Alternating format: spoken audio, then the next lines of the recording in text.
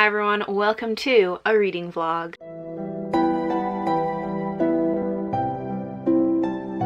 I am sitting on my bed right now and the tripod is on my bed, so if the camera kind of jiggles, it's not on a solid foundation and that's why. But we're here to finally continue my vlogging of my reread of the Seven Water series by Juliet Marillier, one of my favorite series of all time.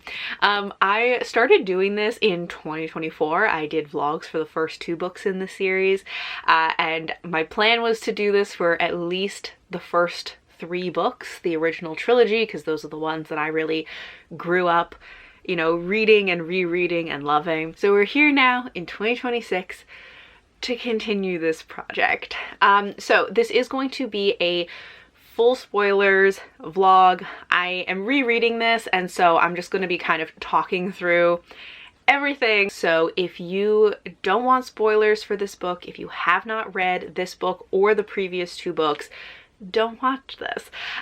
What I did for the first two books was that when I posted the spoiler vlog, I also posted a non-spoiler review at the same time. So I'll probably do something like that again, and that will be linked in the description, and I'll also link my Juliet Marillier playlist, because I have a whole playlist about her. I've made too many videos about this one author. But let's just get into it. So this is the third book in the Seven Water series, and just to kind of orient where we are, I read the first chapter of this, so we'll just talk about kind of where we are in this first chapter. This is following Fanya, which I think that is how you pronounce her name. Every time I'm like looking up how to pronounce the Irish names to make sure I'm doing my best to pronounce them correctly. So we're following Fanya, who is the daughter of Niamh and Kieran, who we know from the previous book. So Niamh is the sister of Liadin, who was the main character of the last book, and she has a tragic romance with Kieran, because Kieran is, unbeknownst to her, at the beginning of the relationship, Kieran is actually her uncle on her mother's side, because he is the child of the evil sorceress who seduced Sorka's father. And so he, as a baby, was found by Connor and like raised in the Nemetons among the druids, and so he has grown up not knowing his parentage and grown up as a druid. The two of them met, fell in love, they're discovered, and then separated from each other because they cannot be together. Niamh was married off to a chieftain who ended up being incredibly abusive and terrible to her, and then Liadin and Bran kind of freed her from that situation, brought her back to Kieran, and the two of them ran away together and ran away to Kerry and were living by the seaside, and then they had Fanya. So that is kind of what's happened with them up until this point. When we're starting this book, Fanya is, I think, 6 years old, and this first chapter really is to just sort of catch us up to where Fanya is now and kind of what her life has been like, because at the beginning of the chapter she's 6, by the end of the chapter she's like 14, 15, something like that. And so we're really finding out about kind of what her life has been like growing up with her father and without her mother. So at this point Niamh has died, and we find out, and actually Fanya finds out, because she never knew how her mother died, but in this first chapter she finds out that Niamh jumped off a cliff into the ocean. So Fanya has been raised in almost isolation by her father, and he is really raising her in this kind of druidic tradition, very like minimalist, sparse kind of living, focusing really on the life of the mind, teaching her a lot of the like druidic practices, and then also some of the more like actual magical sorcery that he learned from his mother later on. Her one friend is Dara, who is one of the travelers. So they are a nomadic people who travel around. Mostly their trade is selling horses, although they have like other things that they also like make and trade along the way. And in the summers, they come to Carrie and spend the summer in Carrie. And so that is when she gets to hang out with her friend Dara. And so we're also following their friendship from being very small children together up through being like 14, 15-ish. But that's just for the summer. And so for most of the year, she's living essentially in isolation with just her father.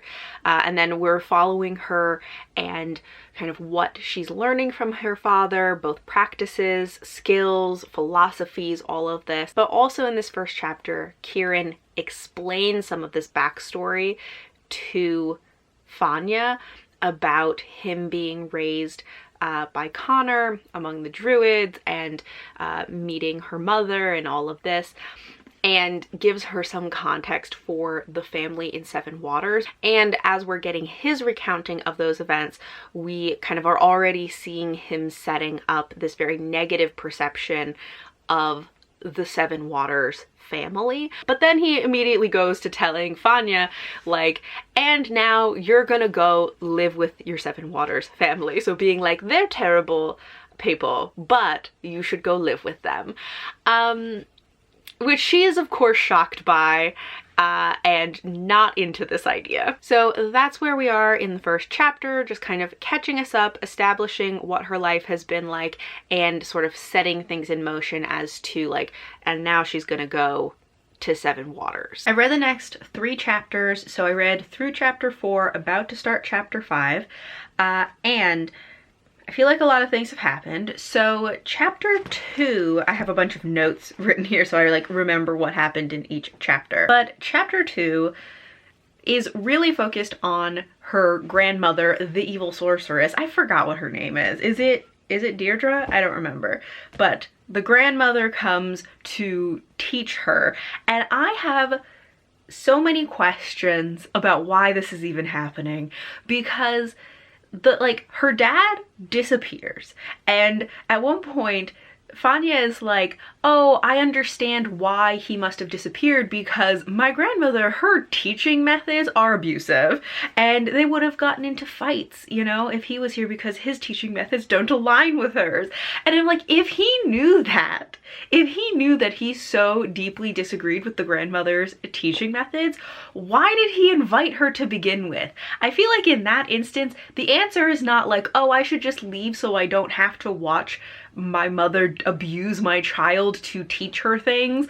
And the answer is, I should find some other way to teach. I should do something else. I should find another solution. Because I think that whatever skills he thinks Fanya needs that the grandmother can teach her, I think exposing her to the grandmother is worse than her lacking whatever skills it is that she's lacking. I think it would be better for her to just not know those things than be exposed to the grandmother, because oh my god, she is obvious. I mean, like, we know she's cruel, she's manipulative, she's abusive, she's using magic to harm and manipulate Fanya. And this is the other thing though, that like, Fanya is a very naive person.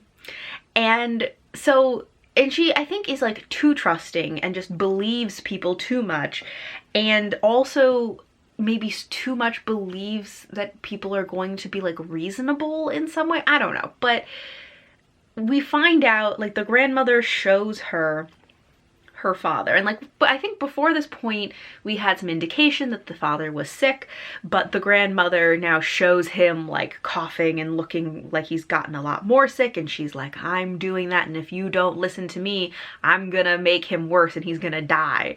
Which, literally anything that she says, I just, like, baseline, don't believe her.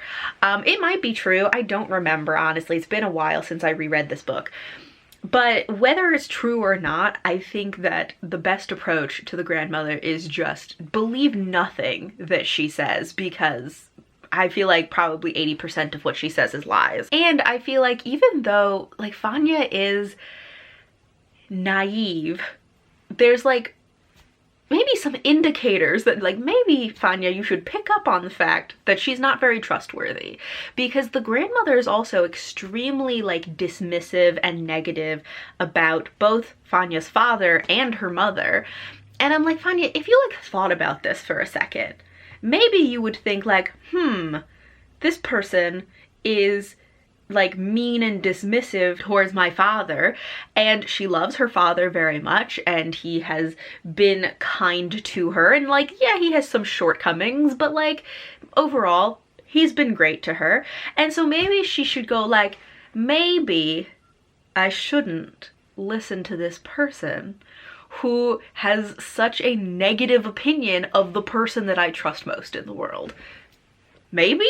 I don't know. Like, Fanya, what are you doing? But also related to that, why would her father not prepare her more for the grandmother coming? Like, I really think that, I mean, I don't think that he should have left her alone with the grandmother to begin with, but if he was going to, I feel like maybe he could have prepped Fanya a little bit better and been like, hey, she lies a lot. Hey, she's very manipulative. Hey, maybe these are some things you should know before entering this situation. But anyways, like, I don't know, so we get some time seeing like what the grandmother is teaching her. She is of course teaching her more about like how to seduce people, which is very creepy. Because again, Fanya, isn't she like 14 or 15 at this point? Which is like, yeah, that's super normal. To have your grandmother come to teach you how to seduce people so that you can manipulate them. Also, oh my god, also that whole thing with that poor girl and the fish, where the grandmother wants her to like test her shape-shifting or abilities, and like Fanya knows like 3 people, and so when the grandmother says like, who's somebody you don't like, she thinks of that girl that she was jealous of, who was like kind of flirting with her friend Dara, and then she turns her into a fish, and before she can turn her back into a human, someone like it was very tragic that the girl's mother comes out, sees this weird fish flopping around, and then kills the fish, which she doesn't know is her own daughter, and it just is so tragic. But some other things we get in the second chapter, we also get more about her doll, which I feel like the doll is significant. I've read this book before, obviously, but like so much of the details has like left my brain because it's been a while since I reread this. But I think the doll is significant, and we can recognize like the dress and the necklace that it has. The dress, I guess, is from, I think there was a pink dress that Neve, her mother, wore in the second book, and the necklace is the necklace that Leodin made as like a protective charm for Neve. And so I feel like those are going to be significant. Also, the grandmother gives Fanya an amulet, which again, I don't remember this amulet. Immediately suspicious though. Literally anything this woman does, suspicious. And oh, we also got some more lore about like the old ones. And also they bring up the prophecy of the child who is of, what is it, like they're of Ireland and Britain, but also somehow they're not from Ireland or Britain, but somehow both, or something like that, and they have the mark of the raven. So they bring back around that prophecy that's kind of been sprinkled in, and we get a little more lore about like who are the old ones and how the people of Seven Waters are descended from the old ones, and the difference between them and the Lady of the Forest and like all of that. So that was kind of interesting. Chapter 3 is a lot of the traveling. Oh, also though, like there are just some things that I didn't really understand why they did this. So the grandmother is bringing Fanya down to the travelers to like go with them. Her father appears somehow, don't know why he's there, and then they suddenly like magically freeze the grandmother. What was the point of that? What was she gonna do? Like, she was bringing Fanya to the Travelers to leave, Fanya still went to the Travelers to leave.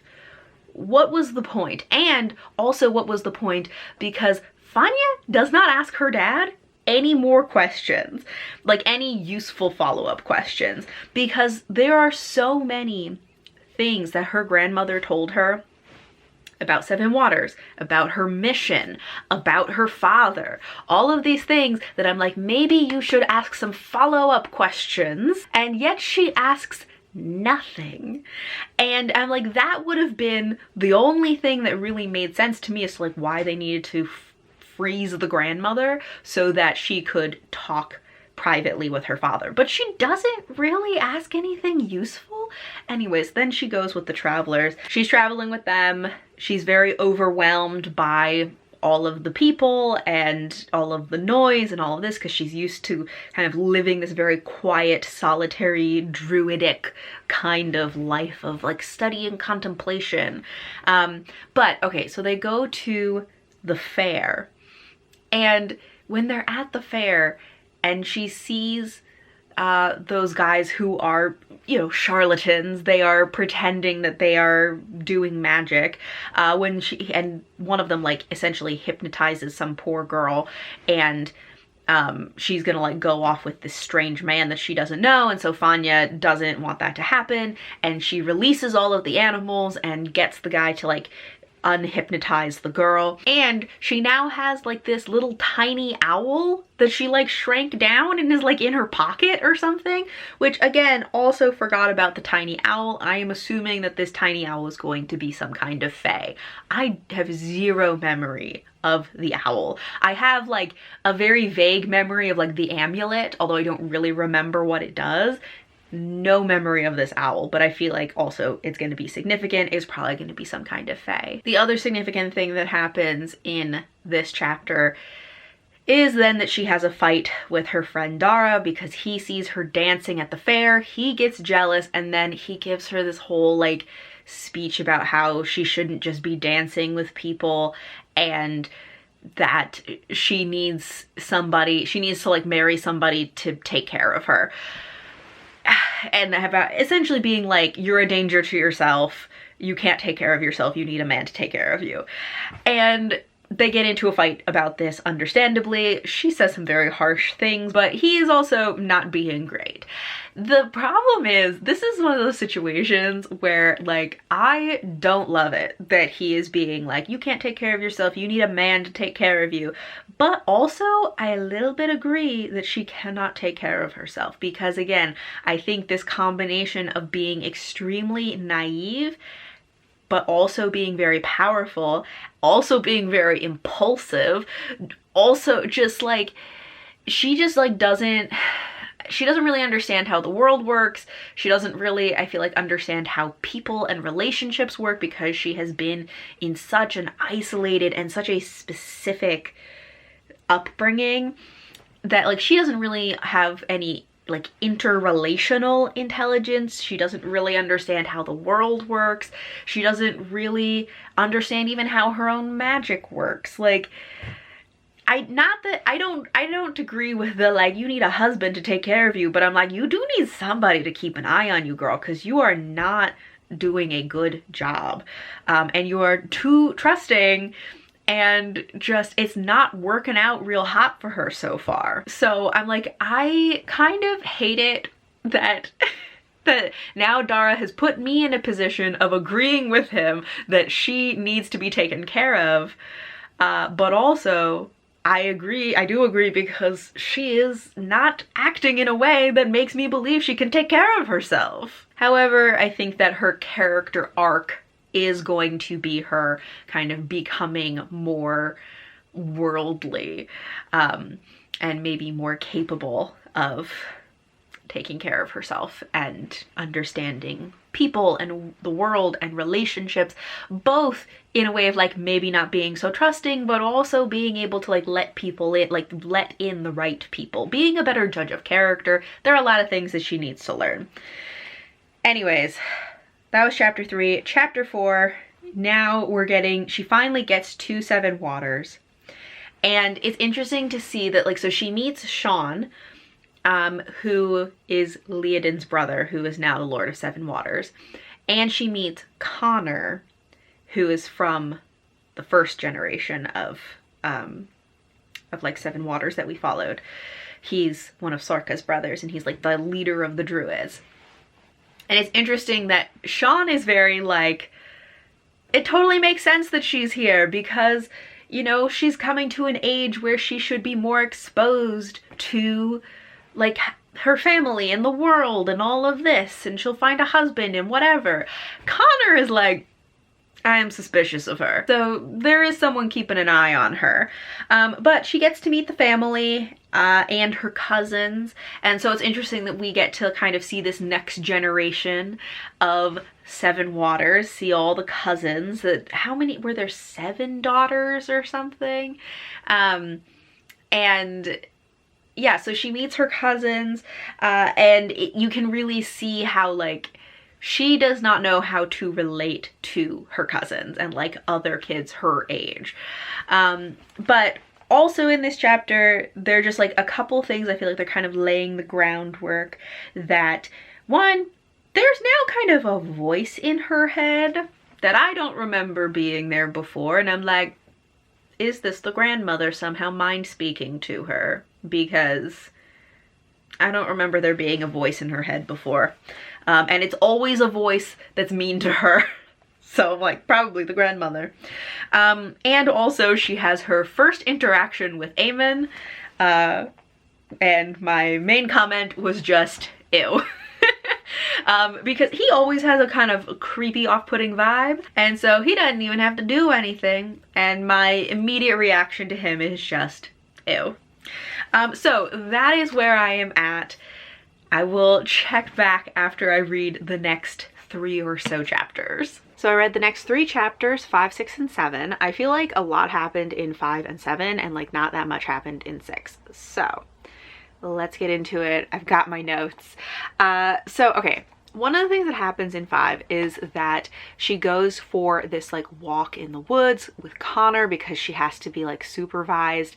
And while she's there, she encounters the little owl fae creature again, which like I can't believe that I forgot this character, because honestly this little owl guy is telling her things that I'm like, I've been thinking this the whole time, and I'm glad somebody's saying it to her, because oh my god. But she has this like whole conversation with the owl, but it tells her like she uses her power unwisely and that she doesn't count the cost. She doesn't really consider the ramifications of what she does, the cost of it, the way that it's going to impact the people around her, is how I viewed what he was saying. And, or it. I don't know what the owl fae's gender is. But I just so appreciate like somebody is saying these things to her, because she really needs to think about this, you know? And then in 7, it also has a kind of long conversation with her, which I'll just skip to that, because to talk about kind of this conversation that the owl has with her, because later on, you know, she ends up at Eamon's like estate, kind of like his, I mean, it's not an estate because they didn't really have those in this time, but at his home. And there's a point where she goes into a trance, the owl shows up again with some other little like fae friends, and they have a pretty long conversation about kind of how things have changed, the significance of the islands, and the ways that like how things are changing, and humans are like pushing the fae out of their like ability to exist in this world. There was this one quote that I really liked, if I can find it, where as part of this like long kind of speech and explanation that he's giving her, and he's talking about kind of the race of man, and he says he can no longer hear the heartbeat of the earth, his mother. He cannot smell the change in the air. He cannot see what lies beyond the veil of shadows. Even his new God is formed in his own image, for do they not call him the Son of Man? By his own choice, he is cut adrift from the ancient cycles of sun and moon, the ordered passing of the seasons. And without him, the fair folk dwindle and are nothing. I just thought that was an interesting like part of how he kind of explains the state of humanity. But also a part of that conversation, so kind of alludes to the significance of the islands and alludes to Fanya possibly having a role in this kind of larger scheme of things and to do with the islands. But also, a thing that keeps coming up for Fanya is that she keeps talking about how like this sort of like evil is in her blood. She doesn't exactly phrase it that way, but she talks about how like she thinks to herself about how her sorceress grandmother is evil and that she's sort of like, her blood is tainted and she's no wonder she like does these terrible things because she has that blood within her as well. And that particularly relates to the other, like the major event of chapter 5, which is the fire that she starts at the like behest of her grandmother, who, you know, shows up and is like, you're not doing anything, you need to like make a bigger statement, you need to like do more, do better, you need to, you know, start a fire. And so with the grandmother pushing her, she starts this fire, and not to remove her responsibility for her actions, because, you know, it's still Fanya's actions that she starts this fire and that, like, you know, she turned that girl into a fish. And I just wish that she would like maybe connect some of these dots, that whenever she does these things that she feels so much guilt over, they are always things because her grandmother is pushing her to do them. And that doesn't completely like absolve her of responsibility, but also maybe she should like kind of connect some dots and be like, wow, this wasn't my idea to like hurt people. You know, I was manipulated into this by an adult, because Fanya, was she like 15 at this point? I was manipulated by an adult who has power over me and is threatening like my father. Like, I feel like she maybe needs to think a little more critically about this. Anyways, this is all coming back around to the conversation that she's having with this owl, where there is a point where the owl says, you know, everyone has two grandmothers. Essentially being like, this is not the only ancestral inheritance that you have from your family, right? It's not like evil sorceress is the only thing going on in your family. Honestly, I mean, they say everyone has two grandmothers, but like everyone has 4 grandparents, and of her 4 grandparents, only one of them is an evil sorceress. Only one of these grandparents is contributing evil vibes to her, you know? And this is the thing that I've been saying this whole time. I don't remember if I actually said it to you, but I've been saying it to myself, that I just am like, why is she so highly identified with this grandmother? And like, I do understand to an extent why she is, because this is the one grandparent she actually knows. She doesn't know any of the other ones. I think her own father kind of has a complex of over-identifying with his mother and the way that he believes her magic has like tainted him and has robbed from him a lot of like his ability to be a druid and his ability to be a part of the Seven Waters family and like all of these things. So there's that. And also the little that she does know about the Seven Waters side of her family, at least before meeting them, has been very negative, you know, from her father's perspective and her grandmother. Both of them have been very negative about them. So I can understand in that way why she like more so identifies with the sorceress grandmother, but still, I just like, I don't know, I was like, I'm glad somebody finally said this to her, because I have been thinking this for chapters, multiple chapters. I've been like, girl, you have other family members. There are other like, you know, magical, and even not magical, but just like personality traits that you can inherit from people. It's not just the one evil sorceress. Anyways, so I'm like, I can't believe I forgot this little owl guy, because he is so great, or it's so great, and is truly just telling her facts and stuff that I have been saying to her the whole time, but obviously she can't hear me. Okay, so going back to chapter 5. I kind of got off on a tangent about the little owl guy. So she talks to the owl.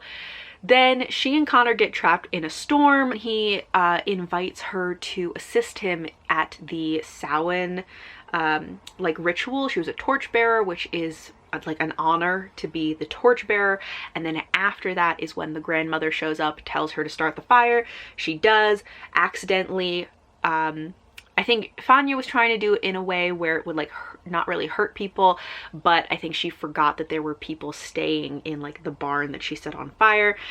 And so then it does end up hurting some of the druids who are staying over for Samhain, and most notably also hurts Maeve, which is one of the little cousins, because she ran into the fire to save a dog. And so now Maeve has been like severely burned and injured, and everyone is like, will she even survive? And that is really like, Fanya feels guilty about a lot of things, but injuring Maeve is like really the thing that is setting off her guilt and a lot of self-hatred, and her being like, I'm just a bad person, it's in my blood, like all of that. Then chapter 6, not that much happens. It is mostly Fanya like feeling guilty, her kind of taking care of the other little cousins to keep them out of the way while people are trying to like regroup after the fire and to help the people who've been injured. But Eamon shows up, and like every time Eamon shows up, my reaction is just ew. And like, truly, you know how when it's like people will write out something and then they go like slash like derogatory, like slash insult, like they're just trying to tell you what the tone is. When I say Eamon, it is like slash insult or slash derogatory. Like, I mean this, when I just say his name, I mean it in a negative way. Imagine that it is always Eamon. Ew. So he is sniffing around. He always has a weird vibe. And he invites Fanya and the little cousins to Glencarna, which is not the like fortress that we visited in the second book when he captured Bran, but is the like part of his land that is more like an estate, that it's like a large house where if he had a family he would live there. So he invites them. Murin, the oldest of the cousins, is surprised and makes a comment of like, wow, what would inspire this unusual show of family support? How weird. So everyone sees that this is weird, and Clodagh said, one of the other cousins mentions to Fanya like, oh, Uncle Eamon like likes you. So everyone is getting the vibes from Eamon. Also, one thing that was interesting in this is that Fanya tells Maeve a story about Dara and his horse. Cloud? Is that Cloud? No, Aoife. Why did I say Cloud? That's the name of the horse in one of the Tamara Pierce books. Aoife is his white horse, his white pony. And so I think that the way that she's telling this story of how he won over the pony is kind of like foreshadowing, or maybe not foreshadowing, but it's meant to tell us something about who he is and how he engages in relationships, because the story shows that he has a lot of patience, that he doesn't believe in like breaking a horse, and that he emphasizes that like they chose each other, that this horse, he chose the horse and the horse chose him back, and that is their relationship. And I think that this one, it like familiarizes the kids with who Dara is because he's going to show up later, but also I think it's meant to kind of establish who he is and how he is going to treat his relationship with Fanya, or like what he is doing, because right now he's in that patience stage where he is letting her come to him or giving her like space, and that, you know, he doesn't believe in breaking a horse, he doesn't believe in, you know, breaking a woman or like changing her. So I think that's kind of what the point of that story was. All right, chapter 7. They are at Amon's house, or they go to Amon's house. Right off the bat, Amon, so creepy. He's such a weird guy. Also, similarly, like, when I say weird, I mean in a bad way. Like, sometimes people are weird in a fun way. It's like, what's that thing where it's like, that's funny, but not funny, haha, funny, weird. This is like, he's weird, not weird cool, weird creepy. That's where we're at. But immediately, he's super weird. He crowds her, like they're at dinner, like the two of them are having dinner together. And he like crowds her and tells her that he would be like a good teacher, which like, I hate it. I hate it here. And like, she even describes, I do really like the way that we get her kind of interpretation and reaction and description of his vibe, because she describes him as like, as he's crowding her, that he was scenting me like a predator, and that makes her very uncomfortable. And of course it's like he's saying like, no need to be frightened of me, as he's being creepy as hell. Also, like Fanya's thinking to herself like, oh my god, he's like doing all of this, he's super into me, and I didn't even have to use any of my grandmother's like weird seduction tricks. And it's like, yeah, that's what happens when you hang out with creepy guys. You don't have to seduce them, you just have to be there and look vulnerable. Like, oh my god, I hate him so much. He also makes it clear that he's not over Leodin, but more specifically, not even that he's not over Leodin, he's not over Bran, because he's so angry still that Leodin was stolen from him by a man that he believes to be his inferior.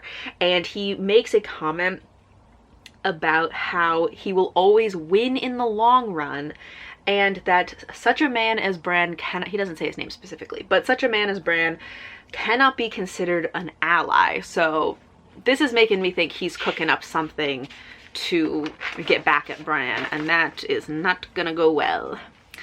And then of course he takes her for a ride to this waterfall, and like, again, he's such a weird guy, derogatory. And he gets too intense too fast. He's trying to sleep with her. She's not into this and is kind of being like, no, I don't think this is what we want to do right now. And of course, he's given a whole speech about like how much he wants her. He reiterates the whole like, I would be a good teacher, I would take it slow, but then also goes on this whole thing about how there's a certain urgency for a man, which is like, oh my god. And you know, also tells her like, you can help me move on from Leodin.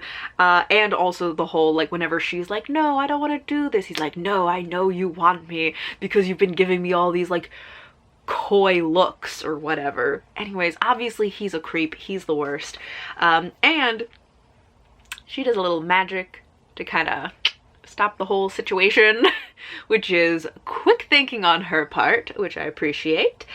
And it's kind of interesting to me that it's like this whole situation with him, ultimately not surprising, but it's like, it's interesting that he has this like such duality in how he sees himself as like this good guy who does everything right, and then things are just, you know, the things that he deserves are just not, are taken away from him. And yet then he goes and like does stuff that is obviously so like weird and creepy, and like, oh my god, dude, why would you do that? Anyways, I'm sure he sees no conflict in his mind. To me, it is just like your self-concept and your actions are super not lining up. That is where I am at. And so I think I will check in probably after the next 3 or so chapters. So the next 3 chapters finished 8, 9, and 10. Got more notes. But one of the big things that happened in this section is in chapter 8, the day after all the stuff at the waterfall happened, Fanya is like, I'm gonna just kind of take a day to myself, lock myself in my room. While she's doing that, the amulet that her grandmother falls off, and suddenly she's like, wow, I feel different. Like, my mind feels clearer. I don't hate myself. You know, she feels like her heart is steady, her mind is quiet, she can actually like trance more easily. And she starts to realize that maybe this amulet was not just like, oh, a nice little amulet that her grandmother gave her, and is maybe something that is negatively affecting her. And then of course after this happens, like, the grandmother immediately shows up and is like yelling at her about like, you can't take the amulet off, you have to put it back on, all of this. And so we see how like there's something definitely up with this amulet, which like I think we kind of knew this whole time, but Fanya's really realizing this for the first time. And she finally, I think without the influence of this amulet, is finally starting to have some of these like questions and thoughts that the whole time I've been like, please just question something. Anything, because the grandmother is like threatening her or telling her to do things, and Fanya, one, is finally realizing like, hey, I don't have to do this, I don't want to do this. So she's feeling more clear-headed, more self-confident, more like I could stand up to her. She also starts to question like, you know, even if you're threatening my father, I know my father well enough to know that he would rather suffer than for me to hurt innocent people. And like, that's a huge difference in her thought process than what she's been doing previously. And also finally questions like, I don't even know if this is a true vision. Like, you keep showing me like you torturing my father and him like being sick and all of this. I don't even know if that's for real. And so I'm just like, finally she is having some of these like realizations.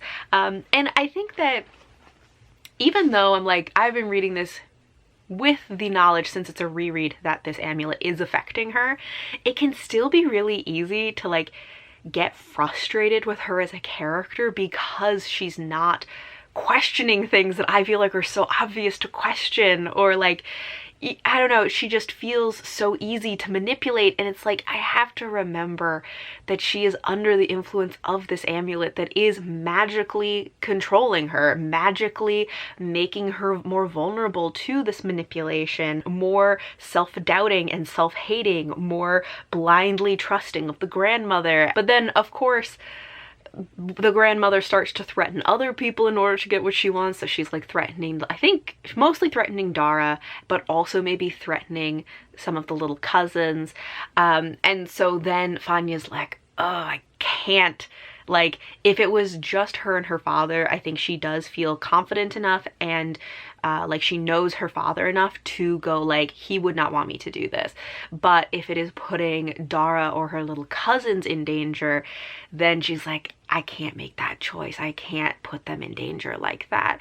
And so she is kind of, even without the amulet, she is kind of backsliding a little bit. But I think we're also getting some of this, that like she's concocting her own plan of like, okay, now that she has this greater awareness of the control and manipulation that her grandmother is doing, that she's gonna make her own plan to fight back, but it might have to be subtle, you know. She has to wait for her moment. And now that she has this better understanding of like what the amulet is doing. So it's like a little bit frustrating because I'm like, I want her to just be like, just break off from the grandmother immediately once you have this realization. But also that's maybe not fully realistic. However, later on, that might be in the next chapter, but later on when she does put the amulet back on, she puts it on the braided cord that had been on her doll, which we know is the braided cord that Leodin made for her mother Neve to as like a protection charm and like wove in all of like the love of the family of seven waters. And so that has its own kind of protection to it. And she doesn't know this, but when she puts those two things together, it kind of feels like maybe that cord is kind of counteracting the power of the amulet. And so I don't know if she's going to be completely protected from it, but she has more, in addition to like now her better understanding, she also does have this sort of like, it's sort of like lowered the power of the amulet, so she has more like awareness and agency. So that's going to be a good thing. Another big thing that happens though is that Dara shows up, and she misses him because she's having this whole thing with the grandmother, but then of course she goes off into the woods and like chases him down, and they have a whole talk and again kind of have an argument. There just was like a lot of misunderstanding between the two of them, which of course is because Fanya can't really tell him everything that's going on. He does also tell Fanya that like when he interacted with Aemon, that Aemon was like terrible, essentially. He's like, do not marry this guy, he sucks. And then of course Fanya's like, I thought you said I should get married so that someone could take care of me. And of course what Dara meant, not what he said, but what he meant is that she should marry Dara. But that is like, again, I don't think that she understood that's what he was saying. But also as they are going, like as he's kind of going with her back to Aemon's home, they have this whole conversation where she's saying like, you don't know the bad things that I've done, and he's kind of like, I kind of do. And I think there was it the fire that he was like, yeah, I kind of suspected that was you. And then I think maybe she tells him about the fish, and in both cases he's actually very like very accepting of it. Okay, the other big thing is of course this whole situation with Aemon, because in, I think it's chapter 9, chapter 9 is mostly just like a long conversation with Aemon where she is trying to negotiate with him like, you should let me help you get revenge on Bran, and then we should get married. And so they're having this long conversation talking about like, why is she not marriageable? He says your parentage is unknown. She explains her parentage, and he's like, whoa, for real, now we definitely can't be together. But she tells him about like her magic, and says like, hey, I can transform and get you intel in a way that you never would be able to get otherwise. And so then he's like, okay, we'll throw out like all of my objections, gone, because now maybe I have a real chance of getting Bran. But also always have to remember, not only is just like his whole vibe is weird, he's like 40 and she's like 15, 16. Like, every aspect of this just makes it worse and worse. Anyways, he's like mauling her, like feeling her up. And then Sean and Leodin suddenly show up. They are understandably appalled by this situation. Separate the two. And then Leodin and Fanya have an interesting conversation where Fanya is very guarded around Leodin. And it's interesting to me that she, like, with all the stuff that Aemon has done, that she like trusts his vilification of Leodin, even though at the beginning of the book, when her father was telling her, when Kieran was telling her about the family of Seven Waters, and he was saying how much he doesn't like them because of how, like, what they did to him and Neve, he does say, like, but Leodin's cool. Like, she's good. I'm good with her. Like, she's cool. And I guess maybe Fanya just forgot about that, but I feel like Fanya's constantly picking the wrong people to trust their opinions. But so she's very guarded with Leodin, and Leodin is very like, just like sad that this is the situation in which she's getting to meet her sister's daughter for the first time. But they have a whole conversation about Neve and kind of what Neve was like, and how Leodin finds it like so inconceivable to believe that Neve would kill herself, in even after all of the things that she went through. Anyways, they travel back to Seven Waters. There is a situation where one of the young cousins, Sybil, I think, or is it pronounced differently? I'm not sure. I'd have to look that up. But she almost falls, or she does fall, and Fanya saves her with her magic.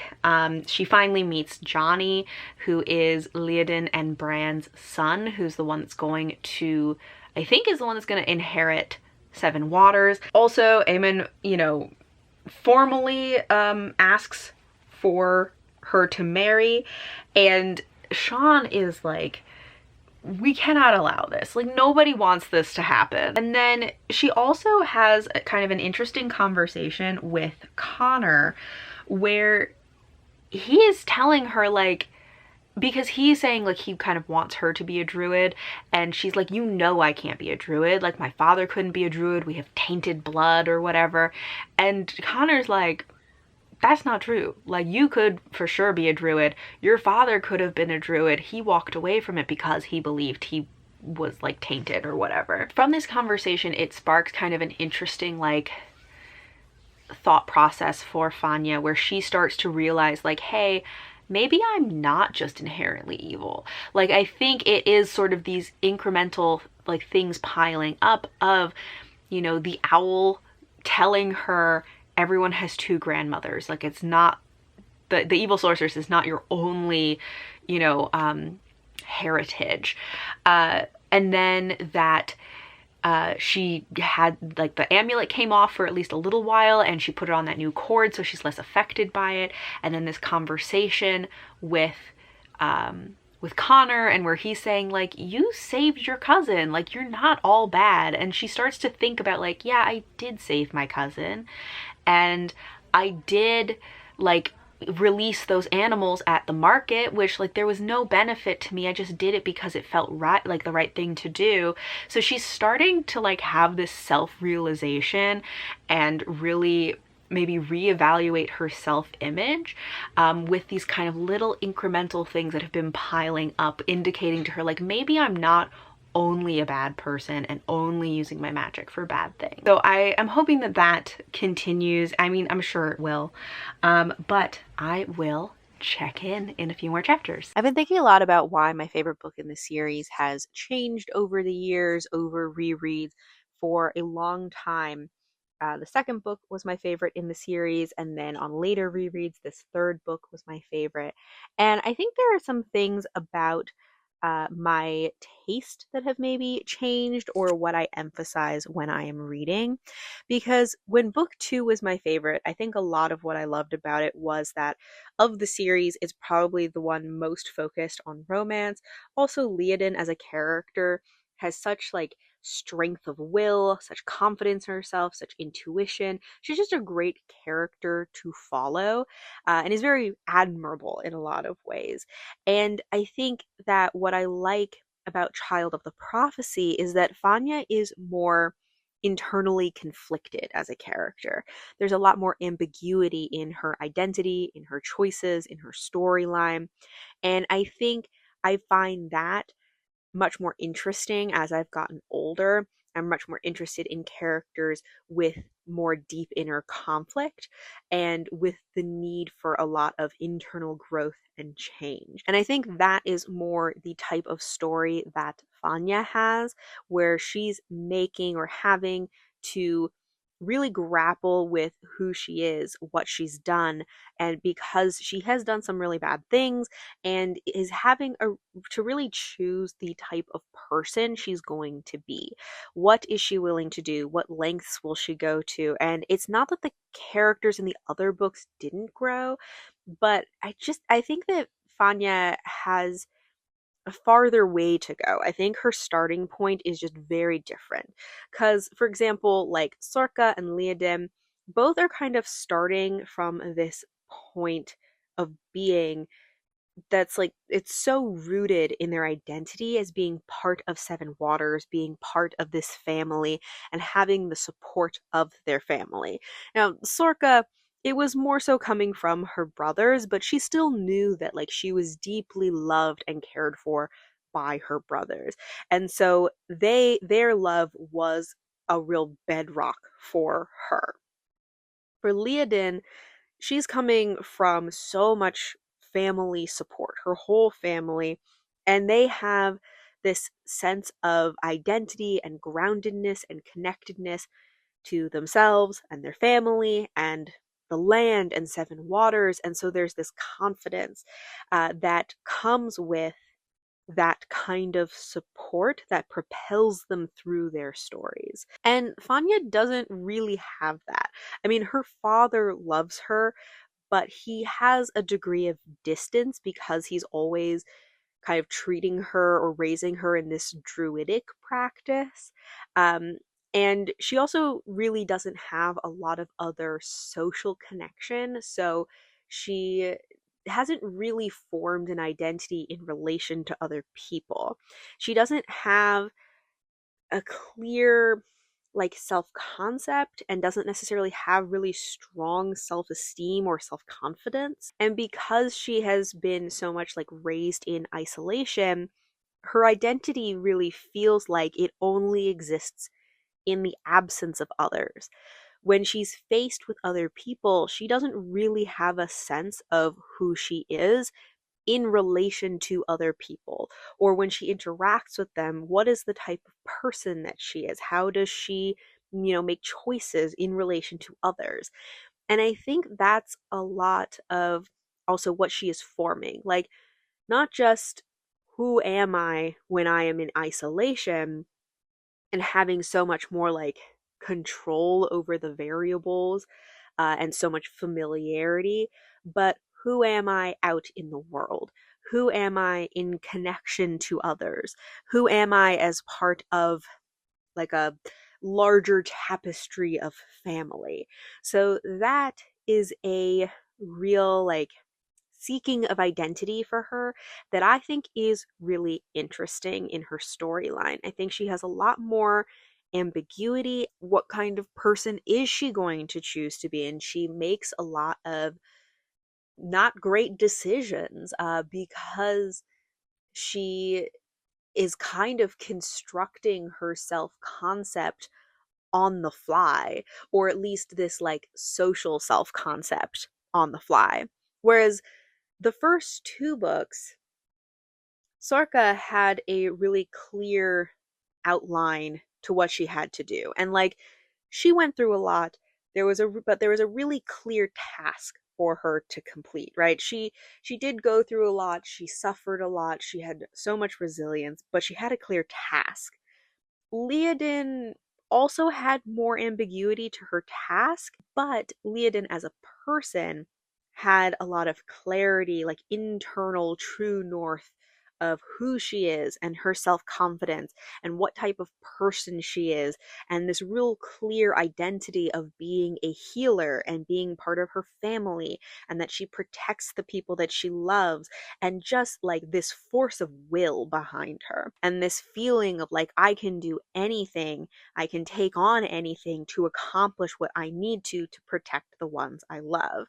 And so she, like, while she had maybe less of an external clarity to her story, she had a lot of internal clarity of who she is and what she would do for others.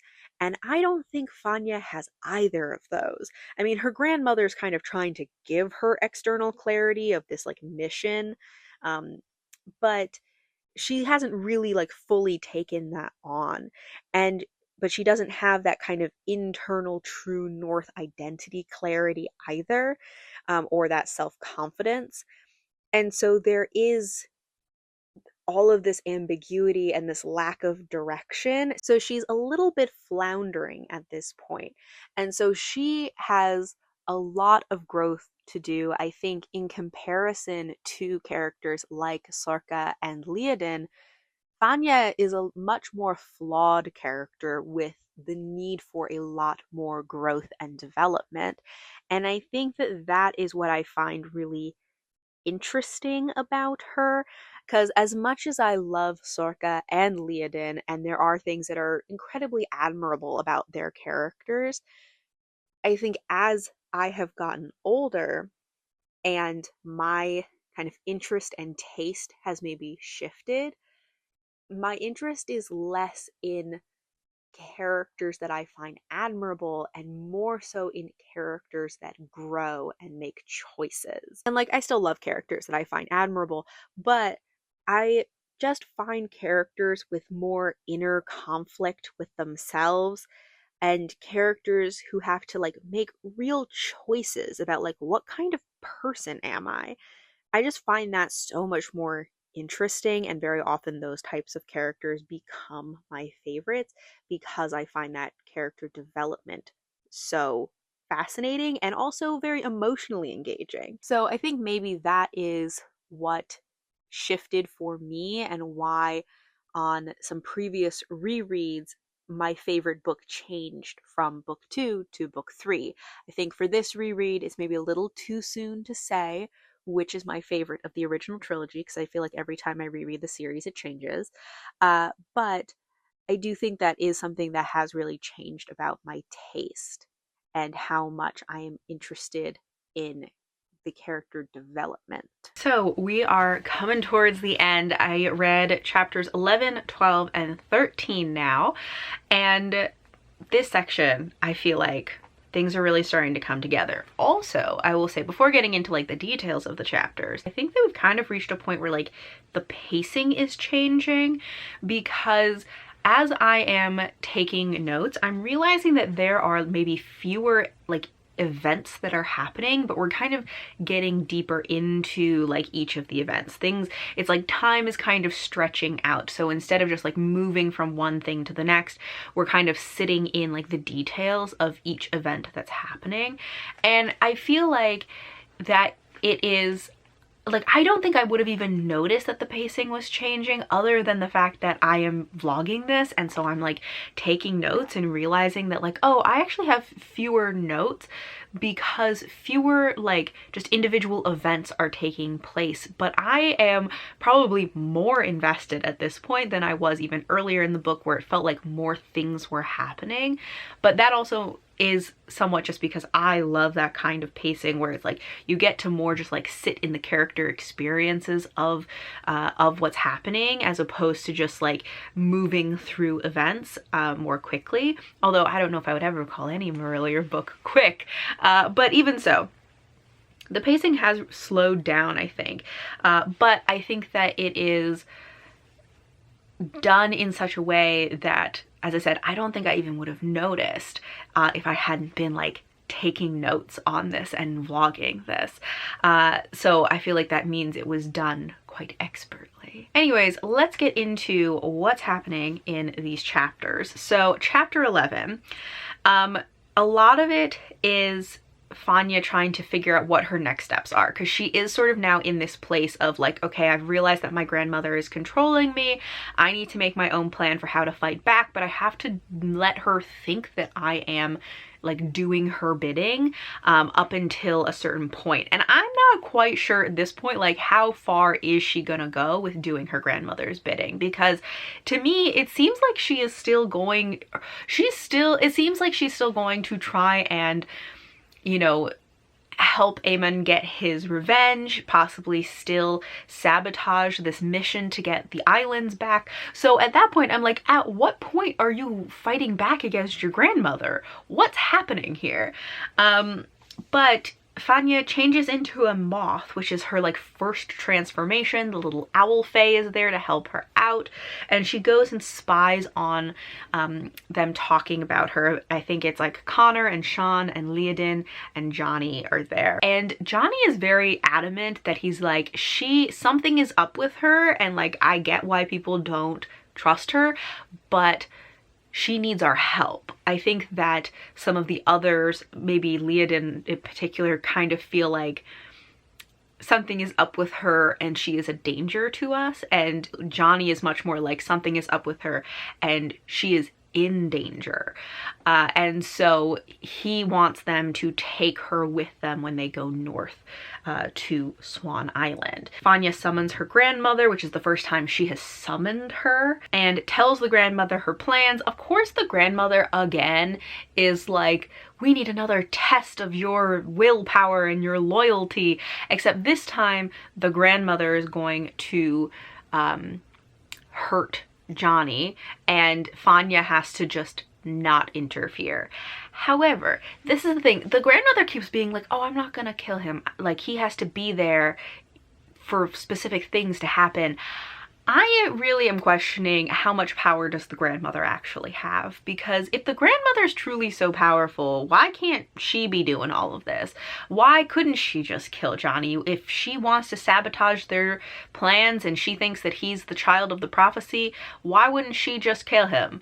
I don't think she can. I think that she's saying like, oh, I'm gonna hold back and not kill him. I don't think she can kill him. I think all she can do is give him a stomachache, which like is terrible. Like, she can clearly cause great pain, but that is very different from being able to kill somebody.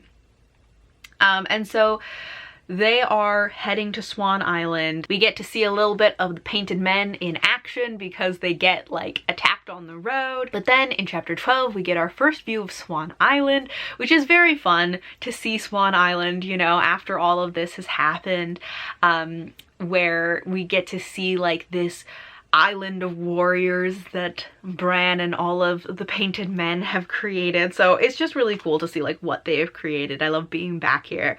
And we do get to meet Bran and Bran and Leodin's other kids and some of the other painted men, who of course, like, we know some of these characters, but they're also new faces, and it's just so fun to like see them and see kind of what's become of them and how they've created their lives all of these years later. It's also very fun to see some of these characters from the outside. Like, well, I guess it was in the last section that we met Leodin for the first time in this book, but getting to see main characters from an outside perspective is always so fun to me, unless it's like badly written. But as long as they still feel like themselves, I love to see them from this like outside perspective and how other people perceive them. But yeah, Fanya kind of settles in. She takes some scribing work. She watches Cole, who is the youngest, I think, of Leodin's kids, and she has a interesting conversation with Bran about her father and mother, and interesting that he had sort of a similar read and similar take as Leodin, that he's kind of like, from knowing them, like, I don't believe that Neve would have killed herself. And I think, you know, it meant something certainly coming from Leodin, but I also think Leodin could be a very biased person, because it's really difficult to, like, as her sister, you know, it's difficult to believe that of somebody who's so close to you. Bran was not close to Neve. He also is generally a very good judge of character and has a real track record of meeting people at kind of like their lowest point in their life and knowing if there's somebody who can bounce back from that, because of like all of his work with the painted men and all of those people that he's kind of pulled back from the brink.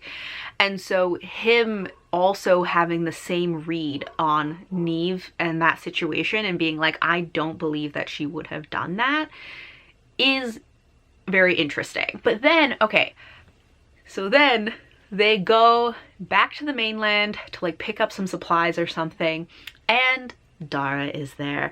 And of course Fanya is like, get out of here, and he is determined not to. Oh, I don't know if I mentioned this in the last one, but right before they left Seven Waters, I think Fanya had some conversation with Janice, who is, you know, related to Dara and like the rest of his family, and Janice tells her like, hey, don't break Dara's heart. And Fanya's like, what are you even talking about? Like, his heart is not involved in this. And Janice is like, that boy loves you. Like, don't break his heart. So yeah, she's just kind of oblivious. Johnny essentially is like, hey, if you're not a warrior, we don't need more people. And then as they are paddling back to the island, Dara starts swimming from the mainland to the island, which is really far. I think Johnny decides like, oh, we'll go about halfway and then wait for him. And if he can get to us, then he can come, you know, to Swan Island. And that this, you know, he said everyone who is on Swan Island has to like pass some kind of test. And for the big plans that they have for their mission later on, they do need strong swimmers. And so he does pass the test. And I think when he gets into their boat, he kind of like leans on Fanya and says something like, don't leave me, or don't make me go, or something like that. And so obviously he is not a warrior, but he throws himself into it because he doesn't want to be separated from her. And this is kind of the only way he can be there. And then of course Fanya is going around trying to convince everybody to send him back. Then Cole, the youngest brother that Fanya has been kind of babysitting and teaching, gets sick, and Leodin and Bran like call her in, and they think that she's the one who has made him sick, and they're blaming her. And she also kind of lets it slip where she's like, it's not my fault this time. And they're just like, what do you mean this time? And then she runs away. And she runs off in the middle of the night and finds a cave where Finbar is there. So Finbar, still alive, apparently has moved to living in like a little cave on this island. And she has this kind of long conversation with him, and she's also able to like speak more freely with him because he says like this cave is protected by like powers that are greater than the grandmother's amulet.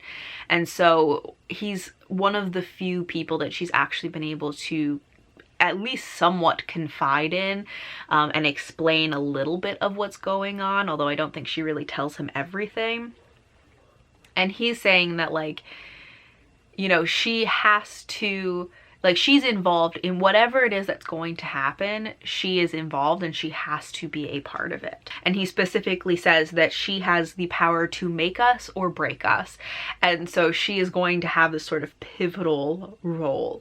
He also tells her that in addition to the other things that she realized about the amulet, he's like, it also is like sapping her strength, and that she actually is much stronger and more powerful, like her magic is, than she thinks she is. And she didn't realize that it was maybe sapping some of that strength, which is interesting. And then she gives him a whole speech about like living life, you know, and not hiding in a cave. So I do hope that he, I don't remember if he does anything differently, but I do hope that maybe he'll like try to like live a little. And then Dara comes to get her the next day. They get back and her father's raven is there, which is interesting. I'm like, I'm not sure what part this raven is gonna play in the whole situation. All right, I had to go get Merlin because he was barking. But I think I was talking about there's also this kind of interaction with Dara and Johnny, where Dara is like demanding an apology for Fanya. And Johnny's kind of like, just because Cole is doing better does not mean that she did not make him sick. So he's not apologizing. But there's also this moment where Johnny kind of makes a joke about, because Fanya essentially goes like, just stop it. And like, stop demanding an apology, stop doing whatever you're doing. Like, everybody just stop it. We need to move on from this. And Johnny kind of makes a joke about like, oh, is she always like this? And Dara just like completely ignores that comment or joke, which I just think is kind of interesting, that he's like, we're not joking about Fanya with each other. That's not happening. Like, he's still mad that they blamed Fanya for this. So I think that's kind of an interesting interaction. But then Fanya goes and has a conversation with Leodin, and Leodin essentially is like, look, like, Finbar told me, like, mind to mind, that we have to just kind of like trust you, or at least just sort of let you do your thing, because you're part of this prophecy, and so you gotta be here. So doesn't totally forgive her necessarily, but is gonna let her stay. Also find out that this mission is happening tomorrow. We thought it was happening in the summer, so like, you know, a while from now, but no, they're leaving tomorrow, which means Dara is also leaving. They have a whole party and people are dancing, and then Dara brings out his pipes and he plays this really sad song, and then Fanya's just like, I have to get out of here. And so Fanya and Dara have this moment where they're like, at night, they're sitting outside, and she kind of like confirms finally that she cares about Dara. Maybe not necessarily completely saying that she like cares about him romantically, but it is maybe more emotionally open than she has been up to this point, and it is clearly a big deal to Dara. And there's this moment where like he turns away from her, and then she feels hurt because he's like, oh, he hates me or something. And it's like, this is just telling me Fanya is so bad at reading people. She does not understand what's going on, because I think it's very clear as the reader that this is a very like emotional moment for Dara, that he has at least some confirmation that she cares about him. And so he's kind of trying to turn away to be like, I have to restrain myself because like she is not ready for all of my feelings, but this is like a big deal to me. And she's interpreting him turning away as like he doesn't care about her. I just like, she's so bad at reading people. We've gotten these sort of glimpses of him as a character, that we got the story about him with the pony and how that kind of is showing how he's approaching this relationship of giving her lots of space, lots of choice about like how she engages, right? And he has lots of patience. And we've seen that also in the way that he, in his mind, he is courting her kind of, right? That he is giving her lots of space. He is letting her really take the lead on like, what is she comfortable with? What does she want in their interactions and their relationship? But he is there. He is not leaving her alone. He is a presence, right? And this is essentially the same tactic he had with that pony. And I kind of like, I don't know, to some degree, sometimes I do feel like, buddy, she said go away. She said leave me alone. You need to just listen to her and just do what she says. Also, I will say that them already being like longtime friends does certainly change the dynamic. If he was just like some rando who would not leave her alone and was just following her around, that would also be a much different situation. But the fact that they are longtime friends also makes the fact that he is sticking with her less of an issue. Although he does keep following her, he has a very light touch with this, and is really letting her take the lead in their relationship, which I appreciate, and I think is kind of necessary for how for who she is and how skittish she is about that kind of thing. That's where we are now. I think I only have like 2 more chapters in this. But 2 chapters is like this much. These chapters are long, but I think I'm gonna read to the end and then I'll let you know. All right, so I have read the last section. It actually was 3 chapters. I think I said that it was 2 chapters, but it was 14, 15, and 16. So let's get into it. So chapter 14 is a lot about, like, so the men go out on this mission. Fanya changes into bird form, which I can't remember what kind of bird it was, but it sounded like she was like a pigeon or something. And she follows the boat. And I think 2 people recognize her. I think Finbar and Dara both recognize her. And then later on, somehow Eamon recognizes her, which I'm like, how does he know that she's a bird? I mean, I guess he knows that she can transform, but I was still surprised. But they get to this like rendezvous point where they meet with Sean's men and Eamon's men, and then there are also like these Norsemen who are there. But they do see Eamon, and he like thanks her for sending him information, which is then very like, she sent him no information. Like for a second I was really confused because I was like, when did she send him intel? I don't remember this. But most likely what happened is that the grandmother took the information that Fanya told her in the last little like update that they had, and she sent it to Eamon. which just, it makes all kinds of problems. And then of course people like mysteriously are like getting sick or incapacitated, and so they have to take a different person on the mission with them, and then something goes wrong, someone gets killed, and Johnny disappears. So that's the big thing in chapter 14.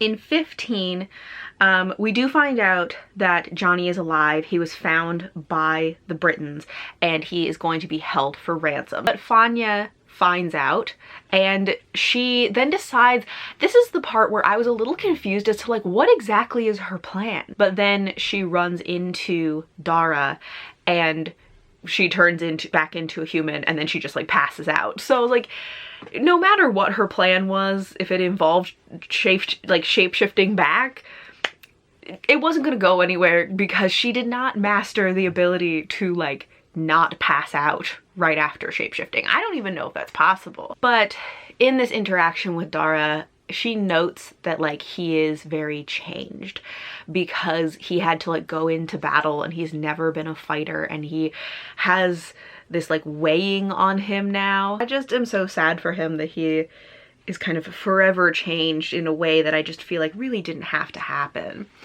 But then as she is talking to Dara after she like wakes up from having passed out, he steals her amulet, throws it off the cliff, and she just, oh no, you're going to like ruin my whole plan because my grandmother's gonna show up suddenly. And this is also a thing that I kind of like, I kind of go back and forth about with Dara, is that he keeps, like sometimes he does things where I am like, I understand from his perspective why he is doing this. However, sometimes I just wish I could, like, he would get it that it's like, you don't know what's going on. You don't, like, you think you understand what's happening. You do not understand what's happening. Stop doing stuff when you don't know what's going on. But I mean, it ends up like working out, and who knows if it would have been better or worse if Fanya had done things in her own time. I don't know. But sometimes I just get a little frustrated with Dara that I just am like, it's just a stab in the dark because you don't know what's happening. But then of course the Britons show up, they have Johnny, they're trying to ransom him, they're trying to make you know, the painted men and like everybody leave in exchange for Johnny. Then Johnny recommends like single combat with, which like he is injured and also almost drowned and like slept, you know, terribly. So it's like he's struggling. They're gonna do single combat. While they're doing that, the grandmother, evil sorceress, shows up. She is mad at Fanya, but also is like, all right, we're finally at the end. Like, we're gonna make things happen. And Johnny, I think, yeah, he wins. And he like has his knife to the other guy's throat and is like, you know, give up so I don't have to kill you. And then Fanya like steps out and is like, there's been a whole plan this whole time. One of the things that I kind of was like meh about is that, so somebody fires an arrow at Fanya and then Eamon like throws himself in front of her, takes the arrow, he dies. I have, well, not even mixed feelings about this. I don't like it for a lot of reasons. It felt very random in some ways that like the firing the arrow, other than Eamon doing this kind of like last act to protect her, it didn't really affect anything. It wasn't really like a necessary moment. So it felt kind of unnecessary. Like that could have just been cut out completely and really wouldn't have made a difference. It felt like the only purpose of that was to, one, maybe give Eamon some kind of redemption arc, which I don't want. Sometimes I can love a good redemption arc, but honestly, this isn't an arc. That's my problem. I don't want redemption for Eamon's character because he's sucked this whole time. He's been terrible this whole time. I don't want redemption for him, and also because it is not a redemption arc. It was just a moment, which of course has its significance in that it was very selfless of him to sacrifice himself for her, but like it doesn't undo all of the other stuff that he's done, and I find it frustrating. So it's like the only purpose of that moment is to give him some kind of redemption, and I think just to kill him off so you don't have to figure out what to do with him later. And I don't like that. I think that either he should have died some other way, or maybe we should have just dealt with, like, okay, like, now what do we do? You know? Like, do we expose, like, I think that his wrongdoings need to be exposed in some way. He can't just be horrible this whole time, betray people, torture people, do all of these things, and then one time he throws himself in front of an arrow for someone, and then none of that is ever exposed. No. Anyways, I didn't like that, and I felt like unnecessary. But finally, Fanya gets to the point in her little, like, speech where she makes it clear that she is defying her grandmother, and of course the grandmother is, like, freaking out.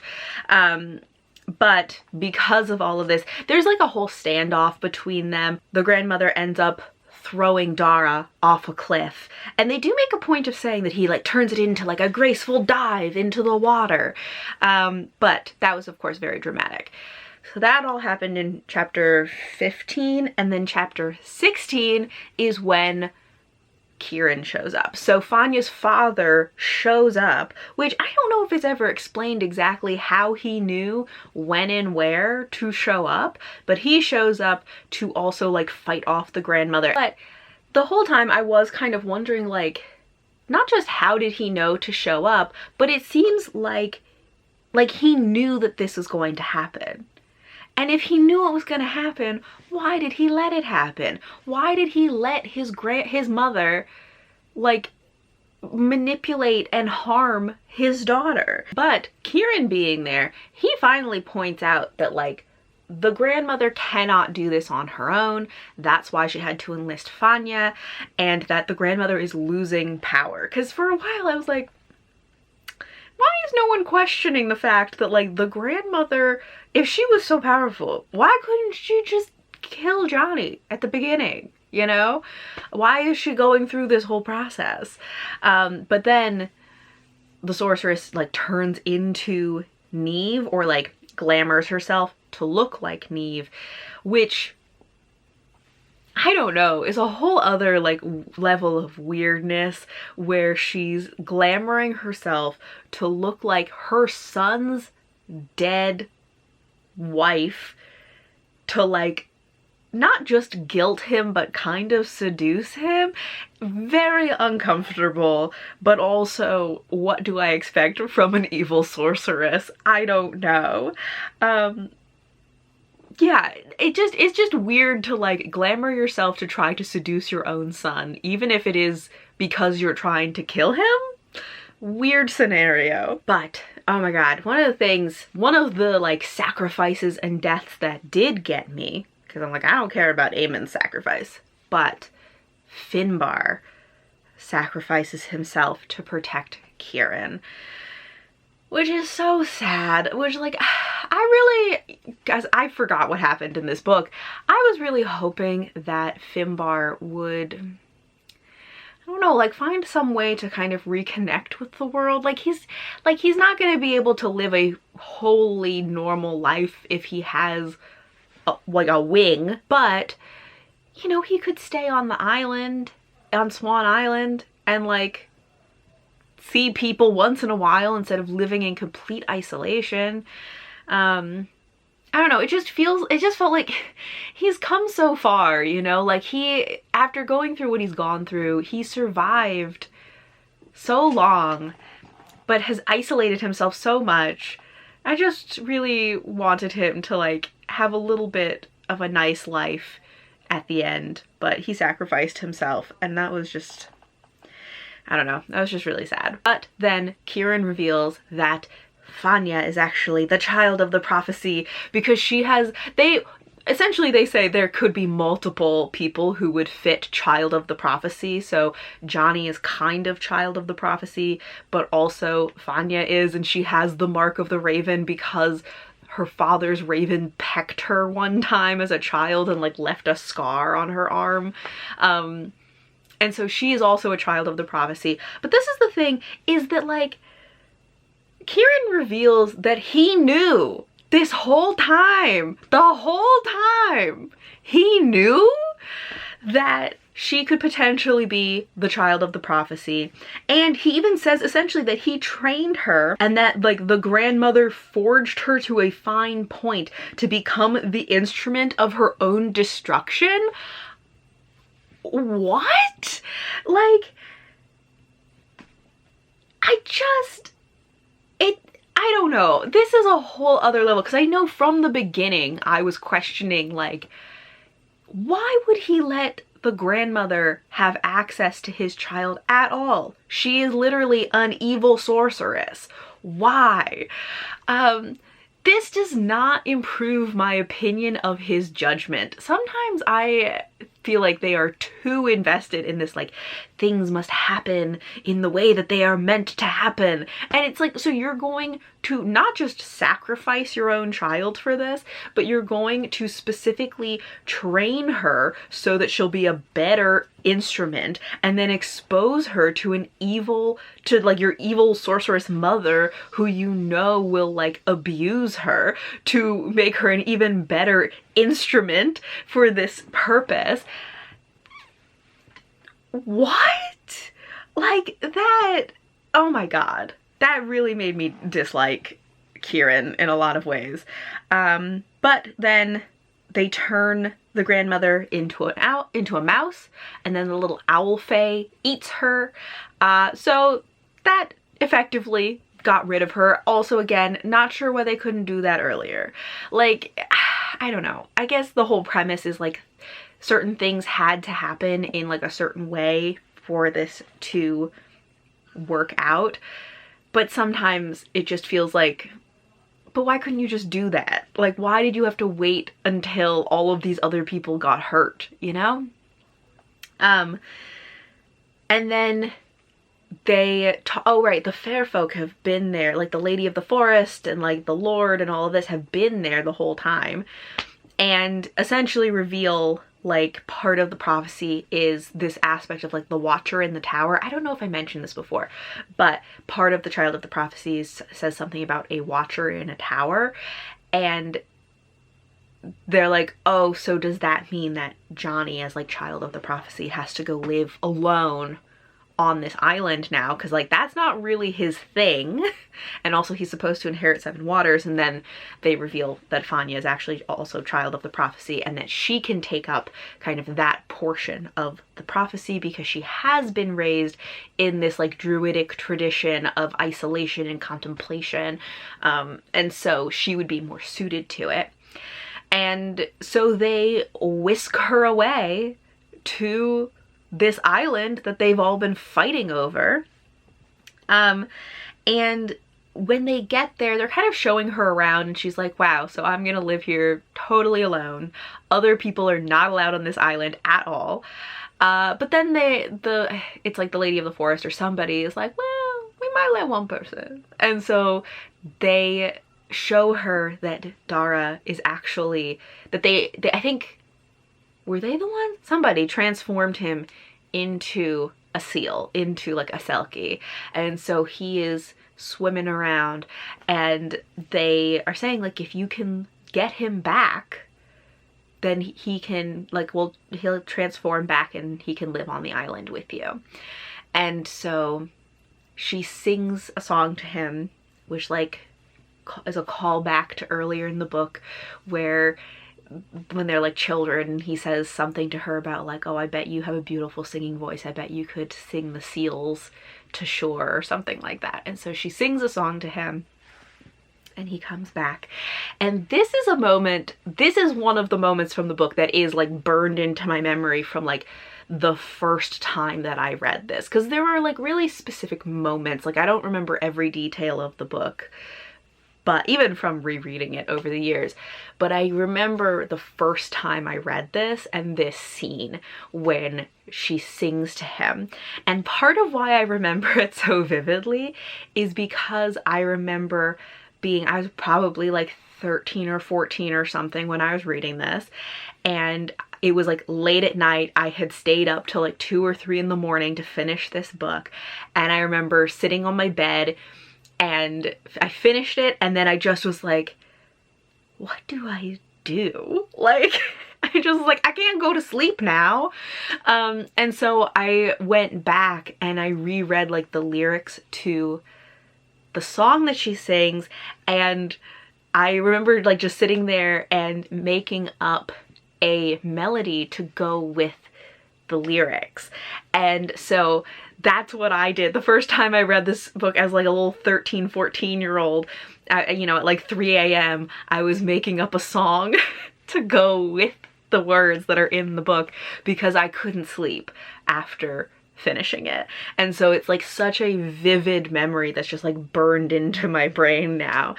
So that was very fun. And I still remember the melody that I made up, which is really weird, which I'm like, I'm not sure why, you know, this many years later, it's still in there. But, you know, it just was like such a specific moment in memory for some reason. But so she sings to him. The seals come back, he transforms back into a human, and then they of course have their like moment of confession, you know. And I think that the kind of that like, you know, confession of love and everything was maybe less dramatic in this one than in some of the previous books. But I think their romance overall was a little more because, one, it was friends to lovers, two, she was very in denial the whole time, and three, like, Dara is a very, like, not that his feelings are not deep, but he is a little bit, he was being very reserved because she was kind of holding him at arm's length. So he was trying to like give her space. And so even their like big confession at the end feels very like low key in a way, but not in a way that feels like it feels very like authentic to them. And it's very sweet. And then I think, is it in the epilogue that we get a little bit about like, and then it kind of becomes part of the lore of like, oh, there are these mysterious islands, and people say that like sometimes you'll see like a woman on the shore, you'll see like children, so you know that they had kids. And yeah, it just, you know, I do wonder how it is for Dara being somebody who traveled so much that now he's kind of, not kind of, but completely restricted to this like one tiny rocky island. But he has his music, he has Fanya, eventually they have kids. I don't know, it could be a nice little life for them. So we have finished Child of the Prophecy, and I mean, once again, it's no surprise, I loved my reread. I love Juliet Marillier's writing, I love her characters. I think that I do enjoy that Fanya is like a very different character than some of her previous characters in the series. And as I said, she is a much more like flawed and conflicted character who has a lot more like growth to go through. But also part of that is like, sometimes I feel like I would forget, and I need to remember that part of that is that she also was being magically controlled and influenced and manipulated through the amulet. So it's not even just that like, oh, she needed to, like, she did have growth that she had to do, but some of it was also the amulet, and wasn't fully her fault. But I think that she is like a very interesting character in that way, and I enjoy that she is very different and distinct from the main characters of the first two books. And I do love a friends to lovers romance, and I do appreciate how patient Dara was and how he tries to give her space and let her kind of lead or like direct kind of like what's going on in their relationship or their dynamic and like what she's ready for, as frustrating as that can be. But I think, once again, it's like, while there are things that maybe I could or have critiqued about this, overall, I'm still going to give this a 5-star, and that could be a very biased rating because you know, this is one of my favorite series from one of my favorite authors that I have reread so many times over the years. But it is what it is, you know? I think that this time around, I have a different like awareness of them, that I think I am seeing them much more distinctly. I think in previous rereads, maybe I kind of lumped them together more, or thought that the characters were more similar to each other, but rereading them this time, I think I've changed as a reader, and my ability to kind of analyze characters and distinguish between them and see, even if they have some like surface level similarities, what are the things that make them unique. I just feel like the characters and the books themselves feel much more distinct to me this time around. But I would love to know your thoughts on Child of the Prophecy. What do you think of Fanya as a main character in comparison to some of the other main characters that we've had so far in the series? But thank you all for watching, and until next time, bye.